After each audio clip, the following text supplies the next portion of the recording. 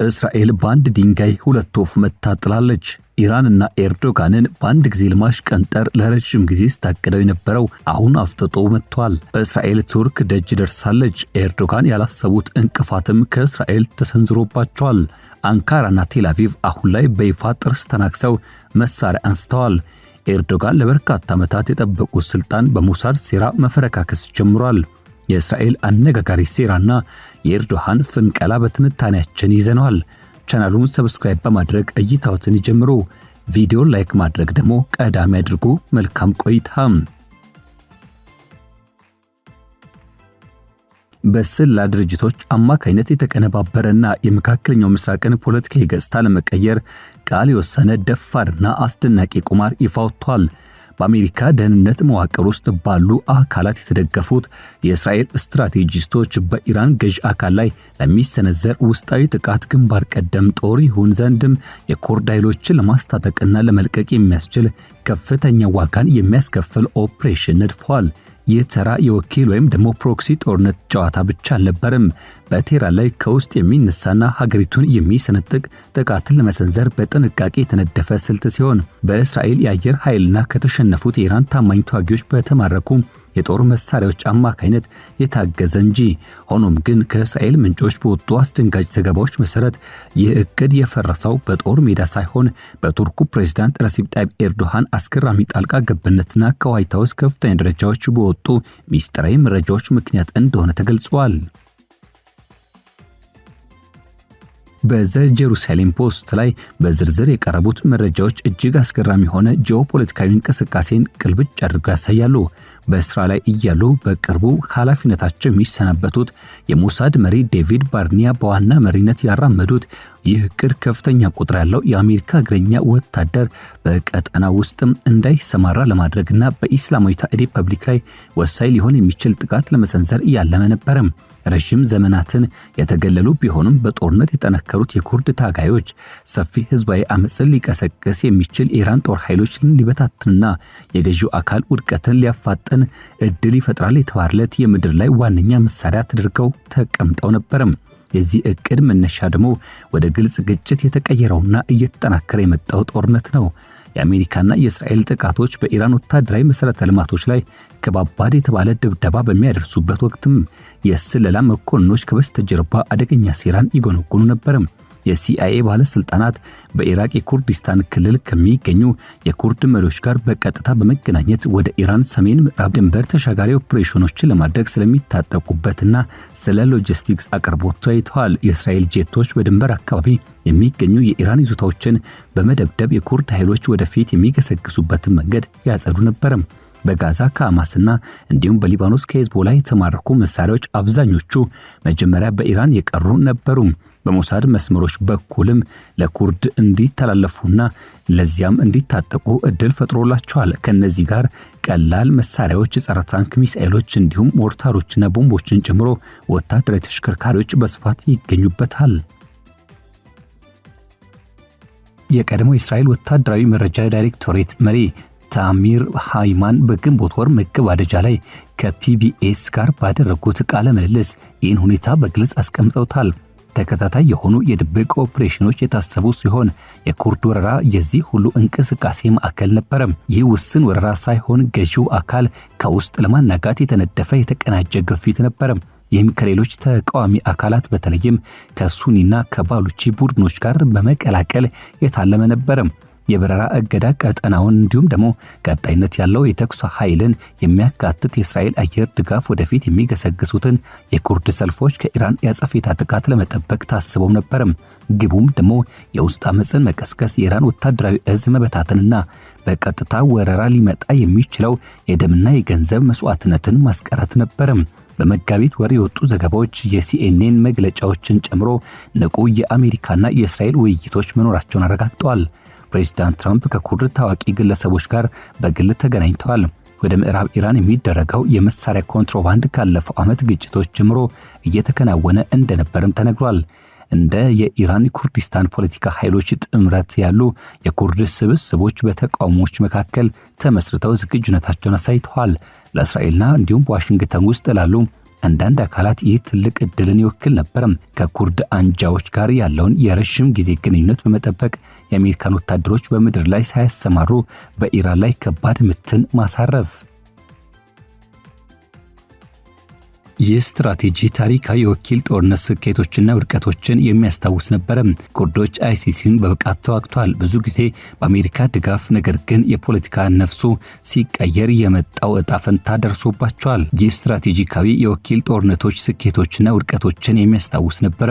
ኩርዶች አይሲሲን በብቃት ተዋግተዋል፣ ብዙ ጊዜ ደግሞ በአሜሪካ ድጋፍ እንደሆነም ይታወቃል። ነገር ግን የፖለቲካ ነፍሱ ሲቀየር የመጣው ዕጣ ፈንታ ደረሰባቸው። ሆኖም የአሁኑ ስሌቱ የተለየ ይመስላል። የኢራን ኃይሎች በብዙ ግንባሮች በሚደረጉ ግፊቶች ምክንያት ተዳክመው ነበር። ድብደባዎች በኩርድ ሕዝብ በሚኖርባቸው አካባቢዎች የኢራን አቅም አሳጥተው ነበር። ስኬታማ ጥቃትም ቴህራንን ሊያገላትና ብሎም የተቃዋሚዎችን ሞራል ሊያነሳሳ ከዚህም ሲሻገር ገዢው አካል ወደ መከላከያ እንዲገባ ሊያስገድደው ይችል ነበር። ከዚያም ማገገም የማይችልበት ደረጃ ላይ ይደርስ እንደነበርም ይታወቃል። የእስራኤል ምንጮች ታዲያ እቅዱን ባለ ሁለትዮሽ ተጽዕኖ ያለውና እንዲሁም ድንቅ እንደሆነ አድርገው ገልጸውታል። ኩርዶችን በኢራን ላይ በማብቃት ኢየሩሳሌም ቀንደኛ ጠላቷን እንድትጫን ከማድረጉ በላይ ውስብስብ የሆነውን የቱርክን ቀመር እንድትፈታ ይረዳታል። ኤርዶጋን ለኩርድ ራስ ገዝ አስተዳደር ያላቸው የረጅም ጊዜ የተቃውሞ ሂደት ከፒኬኬ ጋር የተያዙ ቡድኖችም እንደ ህልውና ስጋት በመመልከት ማንኛውም አይነት እንዲህ መሰል እርምጃዎች በአንካራ ላይ የሚሰነዘር ቀጥተኛ ፈተና ያደርገዋል። ይህ ኦፕሬሽን ከተሳካ በኢራቅ በሶሪያና በኢራን ያሉትን ድንበሮችን ጨምሮ ተጽዕኖቹ ድጋሚ እንደገና ሊቀረጽ ይችል ነበር። ይህም ቀጠናው ላይ ያለውን የቱርክን ተጽዕኖ በእጅጉ ይቀንሰዋል። የጄሩሳሌም ፖስት የደህንነት ምንጮችን ጠቅሶ እንደዘገበው ይህ ደፋር ራዕይ የፈረሰው በክህደትና በከፍተኛ ዲፕሎማሲያዊ ምክንያት ነው። ይህ ተነሳሽነት ዝርዝር መረጃዎችን በዋይት ሃውስ ባለስልጣናት በኩል ለቱርኩ ፕሬዝዳንት ረሲፕ ጣይብ ኤርዶሃን እንደደረሳቸውም ይነገራል። የእስራኤል ምንጮች ጣታቸውን በቀጥታ ወደ የአሜሪካ ባለስልጣናት የቀሰሩ ሲሆን በርካታ ዘገባዎች ምክትል ፕሬዝዳንት ጄዲ ቫንስን እንደ ዋና ተጠርጣሪ አድርገው ይጠቅሷቸዋል። ስለ ሰፊው የኢራን ዘመቻ ጥርጣሬ እንዳላቸው የተነገረላቸው ቫንስ የምድር ጥቃቱ ከመጀመሩ በፊት ኤርዶሃን ጣልቃ እንዲገቡ መረጃውን አስተላልፈዋል ተብሎ ይከሰሳሉ። የጥቅም ፖለቲካ መሪና እንዲሁም ደግሞ የትራምፕ የረጅም ጊዜ ወዳጅ የሆኑት ኤርዶጋንን ጊዜም አላባከኑም። ጉዳዩን በቀጥታ ከአሜሪካው ፕሬዝዳንት ጋር በማንሳት ቱርክ መረጋጋት ላይ የሚደቀነውን አደጋ አጽንኦት ሰጥተው አስረድተዋል። በቱርክ ድንበር አቅራቢያ የሚገኝ ማንኛውም የተደራጀ የኩርድ ኃይል ወደ ሰፊ የራስ ገዝ አስተዳደር ወይም ደግሞ ወደ መንግስትነት ምኞት የሚያመራ ከሆነ የአንካራ ቀይ መስመር የሚጣስ ነው። እንዲህ ያሉ ቡድኖች ደግሞ መደገፍ የቱርክን የራሷን የኩርድ ጉዳዮች የማቀጣጠልና ከዚያም ሲሻገር ቀጠናውን በኔቶ ላይ ሊመለስ በሚችል መልኩ የመበጥበጥ አደጋ አለው። ትራምፕ ለአሊያንስ አመራር ትኩረት የሚሰጡና እንዲሁም ማለቂያ በሌላቸው ግጭቶች ውስጥም መግባት የማይፈልጉ በመሆናቸው ማስጠንቀቂያዎቹን ሰምተዋል ተብሏል። በዚህ ምክንያትም የኩርድ ኦፕሬሽን ውድቅ ተደርጓል። የምክትል ፕሬዝዳንት ጄዲ ቫንስ ጸሐፊ ሉክ ሽሮደር እነዚህን ክሶች ሐሰተኛ በማለት ሙሉ በሙሉ አስተባብለዋል። እንዲሁም አስተያየት ለመስጠት አስቀድመው አለመጠየቃቸውን ተችተዋል። ይህ ተራ ታክቲካዊ አለመግባባት አልነበረም። ይህ በቀጠናው ራዕዮች መካከል የተፈጠረ ከባድ የግጭት እሳት እንጂ። እስራኤል ስትራቴጂካዊ በላይነትን ለማግኘት በኢራን ውስጥ ያሉትን የብሔር ስንጥቆች ለመጠቀም ፈለገች። ቱርክ ደግሞ የኩርድ መብትን እንደ ህልውና ብሎም ደግሞ ቀይ መስመር ተመለከተችው። ይህንን ለማስከበር ከትራምፕ ጋር ያላትን የግል ግንኙነት ተጠቀመችበት። የአስገራሚ ታሪክ የተቀሰቀሰው እስራኤልና አሜሪካ ከዓመታት የውክልና ጦርነት በኋላ ከኢራን ጋር በቀጥታ ወደ ተፋለሙበት ግጭት ማግስት በነበረው አጠቃላይ ሁኔታ ውስጥ ነው። የመጀመሪያዎቹ ጥቃቶች የኒውክሌር ጣቢያዎች፣ የሚሳኤል ማምረቻዎችና የጦር ህዝብ መዋቅሮች ላይ ያነጣጠሩ ነበሩ። እንደ ሄዝቦላና ሐማስ ያሉ ታማኝ የኢራን ወኪሎችም በከፍተኛ ደረጃ ተዳክመው ነበር። ሆኖም ግን የታሚር ሃይማን የኢራን አስከፊ ሁኔታ ተብለው የጠሩትን ይህን አብዛኛው ኒውክሌር መሰረተ ልማቷ ሳይነካ የተረፈበትን አስቸጋሪ ጊዜ በማለፍ የኢራን ገዢ አካል በቀላሉ የማይበገር መሆኑን አሳየም። ገዢው አካል የመቀየር ፍላጎት አሁን ቢቀጥልም በምድር ላይ ያሉት ተጨባጭ እውነታዎችና አዳዲስ የተባሉ የፖለቲካ ስሌቶች ግን መሃል ላይ ጣልቃ ገብተዋል። በቤንያሚን ኔታንያሁና በትራምፕ የቅርብ ሰዎች መካከል የኦፕሬሽኑ ፍጥነትና ስፋት በተመለከተ ውጥረት መባባሱ ተነግሯል።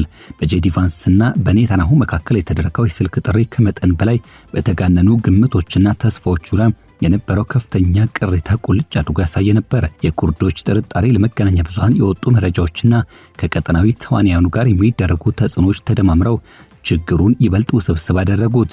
የባህረ ሰላጤው ሀገራትና ሌሎች አካላትን በድንበር ላይ ሊፈስ ስለሚችለው ቀውስ በዝምታ ጥልቅ ስጋታቸውን ገለጹ። ለኩርዶች ግን ታሪክ ትልቅ ትምህርት ነበረው። ባለፉት ግጭቶች ከባህረ ሰላጤው ጦርነት ጀምሮ እስከ አይሲስ ፊልም መድረስም ቃል የተገቡላቸው ድጋፎች የሀያላን ሀገራት ቅድሚያ የሚሰጧቸው ጉዳዮች ሲቀየሩ በተደጋጋሚ አየር ላይ ተንሳፈው ቀርተዋል። በአሁኑ ጥምረት ቢፈጠርና የታጠቁ መሆናቸው ቢነገርም የኢራን ካርታ ሊቀየር የሚችለው የምድር ላይ ከባድ የተባለው ጥቃት በታሰበው መጠን በጭራሽ ሊፈጸም አልቻለም። የኢራን አጸፋ ጥቃቶች በኢራቅ የሚገኙ የኩርድ አካባቢዎችን መትተዋል። የዝግጅቶቹ ማስረጃዎች እየጨመሩ በሄዱ ወቅትም አሜሪካና እንዲሁም ከኩርድ ባለስልጣናት የሚሰጡ ማስተባበያዎች በከፍተኛ ሁኔታ እንዲበዙና የጦር መሳሪያዎች ዝውውር የጉዳዩን አሳሳቢነት ይበልጥ እያጎላውና እያሰፋው ሄዷል። ሞሳድ የተማረኩ የኢራን መሳሪያዎችን መልሶ ጥቅም ላይ ለማዋል የነበረው ሚና የተለየ ፍትሃዊነትን የሚያሳይ ምሳሌ ነበር። ቴህራን የራሷ መሳሪያ በእሷ ላይ እንዲዞር ማድረግ፣ ይህም ከሲአይኤ የድንበር ሎጂስቲክስና ከእስራኤል አየር ላይ የበላይነት ጋር ተዳምሮ ድንበር በር ላይ ያሉትን የዘር ትስስሮች በመጠቀም በሺዎች የሚቆጠሩ ከፍተኛ ተነሳሽነት ያላቸው ወታደሮችን ማሰለፍ ይችል ነበር።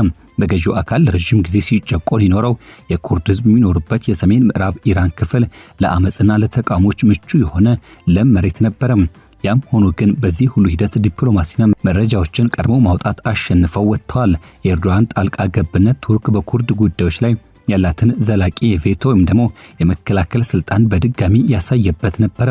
ከትራምፕ ጋር ያላቸው ግንኙነት በግል መግባባትና በጋራ ጥቅምና ያን በተመለከተ ስሌት ላይ መሰረቱን የጣለ ቢሆንም ይህ ሂደት ወሳኝ ሚና መጫወቱ ግን አልቀረም።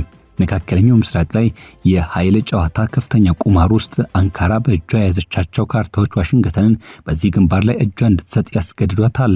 በኩርድ ምድር ላይ የሚሰነዘር ጥቃት መክሸፉ እጅግ ጥልቅ የሆኑ አንድምታዎች አሉት። የኢራን አመራር ምንም እንኳን ከባድ ድብደባ ቢደርስበትም የውስጥ አንድነቱን ጠብቆ መቆየት ችሏል። የኒውክሌር ምኞቷ እንደ ረጅም ጊዜ ስጋት ሆኖም ይቀጥሏል። ለእስራኤል የውስጥ መፈራረስ ሲመቀስቀስ እቅድ አለመሳካትም ይህን የህልውና ፈተና ይበልጥ ያራዝመዋል። የኔታንያሁ የቅርብ ሰዎች የቀጠናውን የኃይል ሚዛን ሙሉ በሙሉ ለመቀየር የተገኘውን ትልቅ ዕድል ማባከኑን በመመልከትም በከፍተኛ ቁጣ ስሜታቸው ማንጸባረቃቸው እንደቀጠሉ ይነገራል። ቱርክ በግዛት ባይሆንም በተረካው መስክ እጅግ ጠንክራ ወጥታለች። ኤርዶጋን በዋሽንግተን ላይ ያላቸውን ተጽዕኖ ጠብቀው በመቆየት የሀገራቸውን ዋና ጥቅሞች የማስከበር ብቃታቸውን አሳይተዋል። ይህም በቱርክ የራሷ የፖለቲካ ፍላጎቶችና ቀጠናዊ ምኞቶች መካከል የኤርዶጋንን የሀገር ውስጥ አቋም በእጅጉ ያጠናክረዋል። ሆኖም ግን ቀድሞውኑ ውጥረት ውስጥ ከነበረችው ከእስራኤል ጋር ያለው ግንኙነት ይበልጥ ሊያሻክር ይችላል። እንዲሁም የኢራን ተቋሚ ኃይሎችን እንደማደናቀፍ ከተቆጠረ የኔቶ ውስጣዊ ሁኔታዎችን ሊያወሳስብ ይችላል። በጄዲ ቫንስ ላይ የቀረቡት ክሶች በአሜሪካ ፖለቲካ ውስጥም ትልቅ አለመረጋጋትን ፈጥረዋል።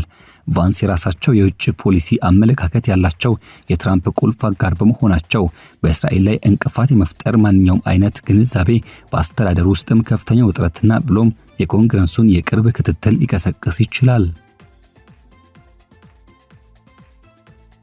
ለኩርድ ቡድኖች ግን ይህ ክስተት ጥንቃቄ ይበልጥ እንዲጨምሩ ያደርጋቸዋል። መሪዎቹ ወደፊት ለብቻቸው ተጥለው እንዳይቀሩ ጠንካራ የተባሉ ዋስትናዎችን እየጠየቁ ነው። አስተማማኝ የፖለቲካ ቃል ኪዳን ሳይኖር ተዋጊዎቹን በቀል አፍቃሪ በሆነችው ቴህራን ላይ ወደሚሰነዘር ከፍተኛ አደጋ ወዳለው ጥቃት መላክ እጅግ አስፈሪ ሆኖ ይቀጥላል። የኩርዶች የመበታተን ስጋት አሁንም ከፍተኛ ነው። በተመሳሳይ መልኩ የተቃዋሚ ምዕራቦችን ያነጣጠረው የኢራን ከባድ የአጸፋ እርምጃ ስጋቱን አልቀነሰም። የወታደራዊ ተንታኞች እንደሚሉት ከሆነ የምድር ጥቃቱ ቢቆምም ሌሎች የግፊት አካላት ድብደባዎች፣ ማዕቀቦች፣ የሳይበር ኦፕሬሽንና ለተበታተኑ ተቃዋሚዎች የሚደረጉ ድጋፎች አሁንም ቀጥለዋል። ሆኖም ግን የተቀናጀው የውስጥ ግንባር ሳይኖር ገዢው አካል ሙሉ በሙሉ መጣል በጣም የራቀ ይመስላል። ሃይማንና ሌሎችም ጊዜው ለኢራን ማገገሚያ እንደሚጠቀምበት ያስጠነቅቃሉ። በመሆኑም ቀሪ ኒውክሌር ዕውቀት ያላትን ይበልጥ አደገኛና አክራሪ የሆነችው ቴህራንን ለመከላከል ቀጣይነት ያለው ግፊት አስፈላጊ መሆኑን ያሳስባሉ። በእሳትና በክደት የተገነባው የመካከለኛው ምስራቅ ለቀጥተኛ ስልቶች ብዙ ጊዜ ዕውቅና አይሰጥም። ኢራን የመመታትና ብሎም የኤርዶጋንን የቬቶ ስልጣን በአንድ እርምጃ የማስቀረት እቅድም ታላቅ ደፋርነትን ያሳየ ነበር። የዚህ እቅድ መፍረስ በግል ዲፕሎማሲ በብሔር ስንጥቆችና በሀያላን ሀገራት ተግባራዊ ፍላጎቶች መካከል ያሉትን የነዚህ ምኞቶች ወሰን በግልጽ ያሳያል። የተኩስ አቁም ስምምነቶች በተሰባሪ ሁኔታ በጸኑበትና መልሶ ግንባታው በጀመረበት በዚህ ወቅትም የዚህ የከሸፈው ኦፕሬሽን ጥላዎችም የወደፊቱን ስሌቶች በእጅጉ ይረብሻሉ። ኩርዶች አሁንም ዝግጁ ሆነው የሚጠባበቁ ኃይለኛ ኃይሎች ናቸው። ኢራን በቀላሉ የማትበገር ጠላት ነች። ቱርክ ደግሞ የማይቀሩና እንቅፋት ፈጣሪ ተዋናይ ነች። ቀጠናዊ የኃይል ድንጋዮችም ከእግር በታች መፈራረቃቸውን አሁንም ቀጥለዋል።